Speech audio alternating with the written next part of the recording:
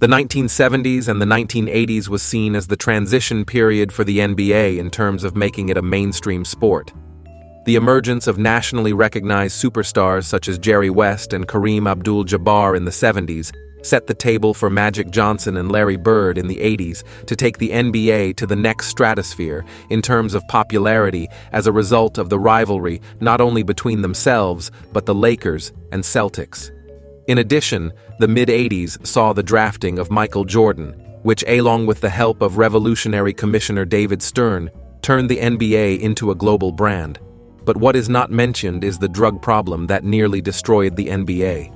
The drug issues of the 70s and 80s weren't just an NBA problem or a sports problem, but something America was dealing with as President Nixon declared a war on drugs. According to the Los Angeles Times, during the 70s and early 80s, 40 to 75% of NBA players indulged in cocaine, with 1 in 10 players smoking the drug. This number of athletes openly using a Class A drug in today's age is unimaginable. But due to the nature of America at the time, it was so normalized to the point that the NBA knew about it and did not think it was a big enough problem at the time under the commissionership of Larry O'Brien.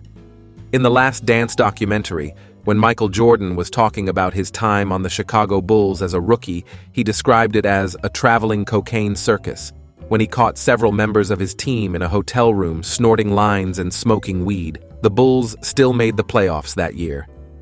A key reason why NBA players could get away with abusing their bodies whilst being athletes was because it was not yet considered a titan in American sports, with football and baseball being far superior. The NBA was known as a league that was plagued with off-court issues and bad displays of basketball outside of a few teams. The lack of parity in conjunction with the off-court issues made it hard for fans to buy in on a national scale, but this made a turn in the 80s primarily due to the genius mind of David Stern. On the 1st of February 1984, David Stern became the commissioner of the NBA, coming out of what is considered to be the darkest time in NBA history in the 1970s, and Stern had plans of not only making the NBA a national brand, but a global one, and to do this, Stern would have to clean up the drugs epidemic which hindered the NBA.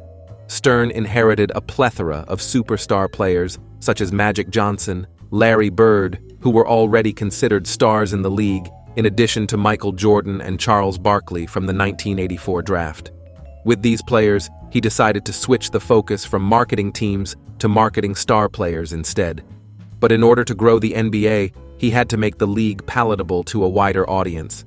And this was hard to do with a large percentage of NBA players having off-court issues and openly participating in drug use, especially in the middle of the war on drugs. An attempt to reduce the amount of drug use in the NBA was seen before Stern, with the introduction of the NBA's first drug testing program in 1983. However, it was a very flawed system, as players were able to avoid detection by using drugs that were not covered by the test, but the seriousness increased drastically after the case of Len Bias.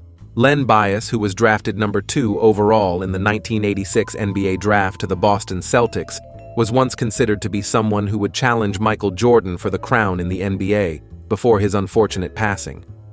Bias, who played at the University of Maryland, was considered a raw talent as a freshman, but developed into one of the best players in the country, averaging 23 points and 7 assists in his senior year, whilst winning his second ACC Player of the Year award and first All-American first-team placement. After being drafted by the Celtics on June 17, 1986, Bias went back to his hometown of Maryland the next day and revisited his college dorm later that night. For 3 to 4 hours, Bias and several of his former teammates snorted cocaine in the early hours of the morning. It was reported that Bias had a seizure and collapsed, going into cardiac arrest. Many attempts were made by the emergency team to revive him, but unfortunately, all attempts failed, and he was pronounced dead on the morning of the 19th of June, approximately 2 days after the draft. The news surrounding Bias forced the hand of the commissioner to make drastic changes to the drug policy, starting with contacting law enforcement officials in each NBA city in order to track down the drug dealers that were in contact with NBA players. In addition to this, Stern put up free counseling, rehab, and treatment centers for players dealing with addiction.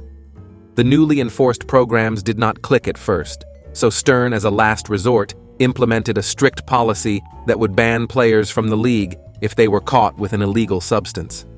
1986 saw NBA All-Star Michael "Sugar Ray" Richardson banned from the NBA for life for violating the league's drug policy 3 times. Although the ban was lifted 2 years later, Richardson never played in the NBA again, stating that he was unfairly banned. The new strict rules did, however, have a positive effect around the league, with many players being suspended for violating the policy, which helped the league's branding in the 90s, which many consider the golden era of NBA basketball, with the dominance of Michael Jordan and the Chicago Bulls. By the end of the 90s, the NBA were no longer known as a league full of drug users, mainly due to the extreme steps made by David Stern. The 2000s, however, presented a new problem in the use of drugs, as the recreational use of marijuana became common in the NBA. Some of the league's elite talent, such as Rasheed Wallace and Udonis Haslem, were known users of the plant.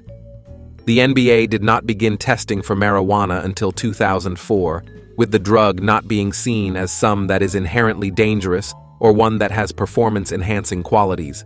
The NBA started testing more frequently for the drug in 2010 due to public pressure, as the plant was becoming frequently used amongst young people, and players were often role models to these young people. Michael Beasley saw the brunt of this testing, being subject to 5 different marijuana-related cases between the years 2009 and 2019, resulting in suspensions of different severities. Since then, the NBA has changed their stance on the plant with the new 2023 labor agreement with the Players' Union, stating that the use of marijuana will not be penalized.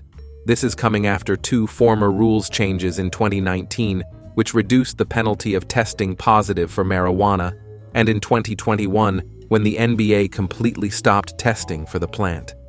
The changing attitude and growing legalization of the plant was the main reason for the rule change, as it is legal for recreational use in 19 states and medical use in 37 states. The NBA did not want to be a step behind in the growing acceptance of marijuana. The NBA has shown the ability to be a league that focuses on public image and safety, whilst also being able to adapt with the times when it comes to drugs, and has done it so well that the NBA is no longer seen as a drug-abusive league, and in fact is considered progressive in this realm, in comparison to other sports leagues such as the NFL. The next step in the growing acceptance would be to allow NBA players to accept sponsorship or start their own marijuana-based companies, as the revenue in the cannabis market is projected to reach $33 billion by the end of 2023.